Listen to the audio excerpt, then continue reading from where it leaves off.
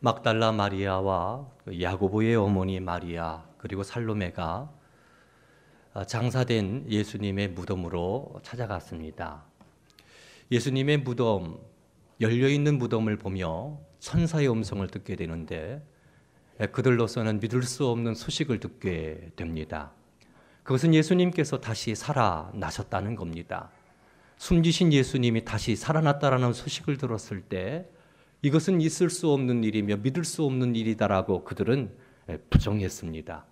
어떻게 죽은 자가 살아날 수 있겠느냐라는 것이지요. 죽은 자는 죽은 것으로 끝난 것이니까 믿을 수 없다라고 그렇게 생각을 했습니다. 하지만 그들이 예수님을 만나게 됩니다.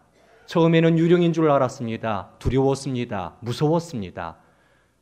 하지만 예수님께서 죽으셨다가 부활하신 예수님이라는 것을 알아보고는 그들 마음 가운데 큰 기쁨이 가득했습니다. 엄청난 소식이 아닐 수가 없습니다. 죽은 자가 살아난다라는 것. 그래서 제자들에게도 달려갑니다. 제자들에게 말합니다. 예수님께서 십자가에 달려 죽으신 예수님께서 살아나셨습니다. 부활하셨습니다. 그때 제자들이 뭐라고 말합니까? 너 정신 나갔니? 죽은 자가 어떻게 살아날 수 있겠니?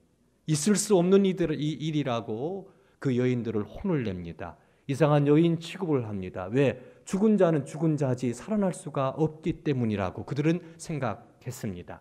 하지만 예수님께서는 살아계셨을 때 제자들한테 고난받으시고 죽으시고 부활하실 것, 다시 살아나실 것에 대해서 누누이 말씀을 하셨습니다. 근데 그들은 그걸 깨닫지를 못했어요. 죽음은 끝난다라고 생각했기 때문에 다시 살아난다라는 것을 그들은 받아들일 수가 없었습니다. 그래서 부활 소식을 전했던 이 여인들을 향해서 정신 나간 여인이라고 그렇게 혼을 냈던 것이지요. 그들에게 예수님께서 찾아오셨습니다. 그리고 말씀합니다. 꾸짖었다라고 이야기를 합니다. 왜 믿음이 없느냐? 왜 믿음이 없느냐? 너희 손가락으로 못자국을 한번 만져봐라. 내 손에 못자국을 만져봐라. 내 옆구리에 창자국 거기에다 네 손가락을 한번 넣어봐라. 나는 살았다. 나는 살아났다. 믿음 없는 자가 되지 말고 믿는 자가 되라고 그렇게 말씀을 하십니다. 이 제자들은 깜짝 놀라죠. 십자가에 달려 죽으신 예수님께서 부활하셨다라는 소식, 다시 살아나셨다라는 소식, 이것을 그들을 놀라게 만들었고 예수님의 부활 소식을 전하지 않고는 못 견디게 만들었습니다. 이제 거리로 뛰쳐나가서 예수님께서 부활하셨습니다. 예수님이 부활하셨습니다. 제자들과 일시에 500여 성도들에게 부활하신 주님, 그 주님 목격한 그들은 주님의 복음의 말씀, 살아나심에 대해서 선포하기를 시작합니다.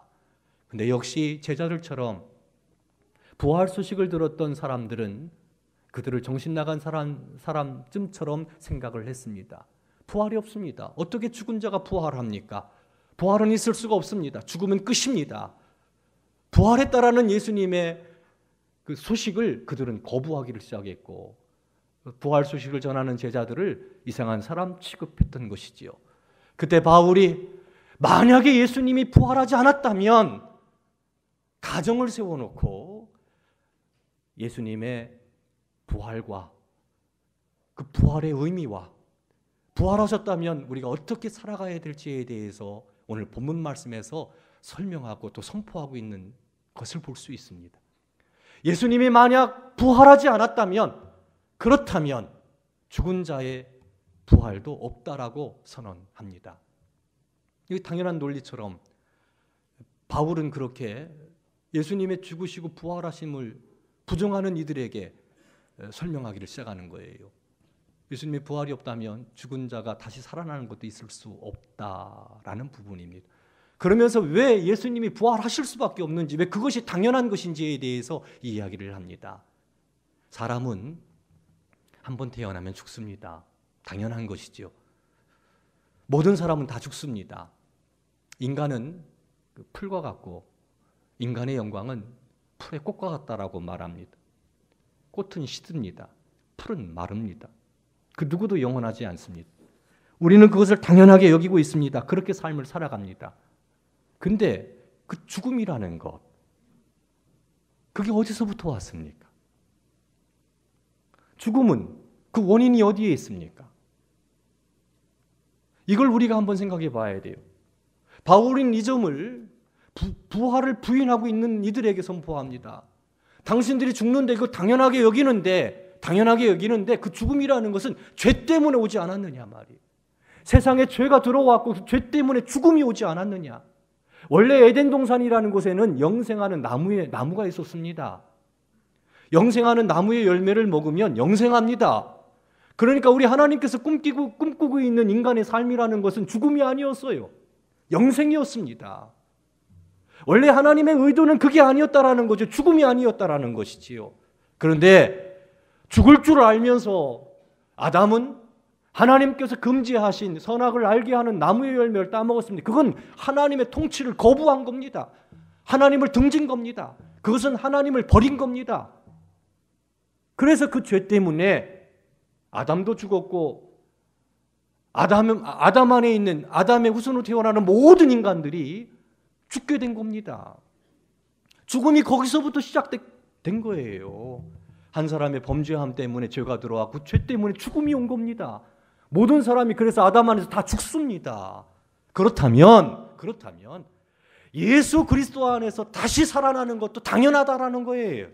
왜냐하면 한 사람 아담이 범죄함으로 죄가 세상에 들어왔고 죄 때문에 죽었다면 한 사람 예수 그리스도께서 이 땅에 오셔서 죄인을 위하여 십자가에 달려 죽으시고 다시 살아나심으로써 그 의로운 한 행동을 하심으로써 예수 안에 있는 사람들을 죄 용서하시고 의롭다 하시고 새 생명 주시고 다시 살아나게 하시는 것도 당연하다라는 겁니다. 죄로 말미암아 죽습니다. 마찬가지로 예수 그리스도의 공로로 말미암아 그 안에서 우리는 다시 살아남을 믿으시기를 바랍니다. 예수님 안에 있으면 다시 살아납니다. 아담이 죄를 가지고 들어왔고 죽음을 세상 가운데 가지고 들어왔습니다. 예수님께서는 세상에 생명을 가지고 오셨습니다. 죽기까지 순종하심으로 그 지긋지긋한 인간의 그 죄의 덫을 끊어버리셨습니다. 죽으심으로써, 대신 죽으심으로써, 그리고 죄를 용서하시고 우리에게 생명을 주신 겁니다. 아담 때문에 죽음이 왔다면 예수님 때문에 다시 살아난다라는 복음은 당연한 겁니다. 더 확실한 겁니다. 연약한 인간이 한 일과 전능하신 하나님의 아들 예수님께서 하신 일, 어떤 것이 더 확실합니까? 죄로 죽는다면 예수의 생명 안에서 우리가 다시 살아난다라는 것 더 확실하다라는 거지요. 죽음이 당연하게 여겨진 것처럼 더 당연한 것은 예수 그리스도 안에 있는 이들이 예수 그리스도의 공로로 말미암아 다시 살아난다라는 것은 더 확실한 증거예요. 그래서 예수님 부활의 첫 열매가 되셨잖아요.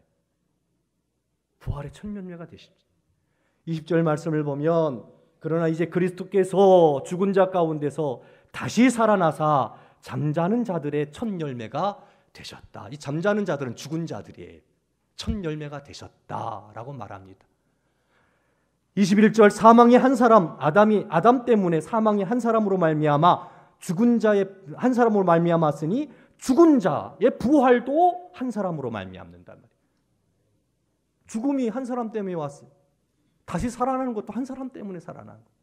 22절 뭐라고 하면 아담 안에서 모든 사람이 죽은 것 같이 따라합시다. 예수 안에서 그리스도 안에서 모든 사람이 삶을 얻으리라. 할렐루야, 할렐루야. 죽음이 당연하다면 그 부인하는 사람 없습니다.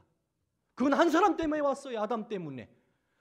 다시 살아나는 거 더 확실합니다. 하나님의 아들 되신 예수 그리스도 그분의 죽으심과 부활하심으로 잠자는 자들의 첫 열매가 되셨고 이 땅에 생명을 가지고 왔습니다. 그래서 부활 사건을 뭐라고 말합니까? 죄와 사망 권세를 깨트린 사건이라고 얘기합니다. 거기서 우리가 해방된 겁니다. 구체적으로 23절 말씀을 보면 첫 열매인 그리스도가 먼저 살아났고 그리고 다음에는 그가 강림하실 때에 그리스도에게 속한 자 얘기합니다. 예수 안에 있는 이들이 다시 살아난다라고 이야기하고 있습니다. 사랑하는 성도 여러분, 그러므로 죽음이 당연한 것처럼 인간의 죽음 뒤에 다시 살아남이 더 확실하다라는 것을 이 복음의 말씀으로 예수 그리스도 그분의 복음의 말씀으로 믿으시기를 주의 이름으로 축원합니다. 예쁜 딸이 죽었습니다. 교통사고로 죽었습니다. 치료를 받고 아빠가 깨어납니다. 딸이 죽었다는 소식을 듣습니다. 오열합니다. 그 누구도 그를 위로할 수 없었습니다. 절망입니다. 자기가 운전하다가 딸이 죽었으니 그 마음이 어떠했겠습니까? 갈기갈기 찢어지는 거지요. 그때 복음을 증거하는 이들이 이야기합니다. 천국이 있다고. 그 영혼이 사라져 없어져 버리지 않았다고. 죽음으로 끝이 아니다라고. 거기에 하나님의 은혜가 임했습니다. 내 딸이 주님과 함께 있다라는 거. 죽어 사라진 것이 아니라 다시 살아난다라는 거. 이것이 그 마음 가운데 평화를 가져다 줬습니다. 다시 만날 소망을 가져다 주었습니다. 희망이 된 거지요. 사랑하는 성도 여러분, 이 말로 서로 위로하며 격려하라고 성경은 이야기하고 있습니다. 죽은 자가 다시 살아납니다. 믿으시기를 주의 이름으로 축원합니다. 두 번째는 예수님께서 만약 부활하지 않았다면, 다시 살아나지 않았다면 예수님은 거짓말쟁이가 되는 겁니다. 나무 십자가를 짊어진다라는 것은 하나님께 버려진 것입니다. 신명기 21장 23절 말씀, 그 말씀을 보면 나무 십자가를 진다라는 것은 버림받은 거예요. 그의 모든 삶이 부정되는 겁니다. 그는 모든 것들이, 그가 말한 모든 것들이 거짓말이 되는 겁니다. 그건 사람들을 눈속임한 것이고 그에게는 생명도 없고 능력도 없다라는 것을 증거하는 것이 나무 십자가에 달려 죽었다라는 의미입니다. 그건 하나님께 저주된 거니까요. 저주된 거니까요. 만약에 그러고 예수님께서 다시 살아나지 않았다면 우린 여전히 죄 가운데 있는 겁니다. 그렇죠. 예수님께서 나무 십자가에 달려 죽으시고 부활하지 않았다면 예수님 죄 때문에 예수님은 하나님께 버림받아 심판받은 것이 되는 겁니다. 하지만 그 예수님이 다시 살아났습니다. 다시 살아난다라는 것은 무엇을 가리킵니까? 그분이 하나님의 아들이 되신다라는 거예요. 그분의 죽으심은 그분이 저주받을 일이 있어서 죽은 것이 아니라 구약에 있는 말씀처럼 저와 우리 성도 여러분, 인류의 죄를 대신 담당하시고 저주받으신 그 사랑이라는 것을 우리가 깨닫게 된다라는 것이지요. 이 복음을 믿으시기를 바랍니다. 다시 살아났어요. 그렇다면 어떻게 됩니까? 그분이 진리가 됩니다. 그분은 진리가 됩니다. 그분은 다 옳다라는 것이 됩니다. 빌라도가 예수님께 이렇게 묻습니다. 진리가 뭐냐? 진리가 뭐냐? 그 말씀을 묵상하면서 이런 생각을 해봤어요. 빌라도 마음 가운데는 아마 그렇게 되물었을 겁니다. 세상에 진리가 있냐? 내 삶을 맡길 만한 진리가 있냐? 내 운명을 맡길 만한 진리가 있냐? 내가 걸어가야 될 그 바른 길이 있냐? 빌라도 마음 가운데 없다라는 것이지요. 한번 생각해 보세요. 많은 사람들이 삶을 살아가는데 사실은 뭐가 진리인 줄 몰라요. 빌라도처럼 그렇게 삶을 살기를 사는데 이게 가치가 있나? 잘 살고 있나? 의미가 있나? 이건 바른 길인가? 솔직하게 그런 의심을 가지고 있다라는 것이죠. 그런데 예수님께서 죽으시고 부활하셨어요. 하나님의 아들이 되셨어요. 그랬으면 뭐가 돼요? 예수님께서는 진리가 되는 거예요.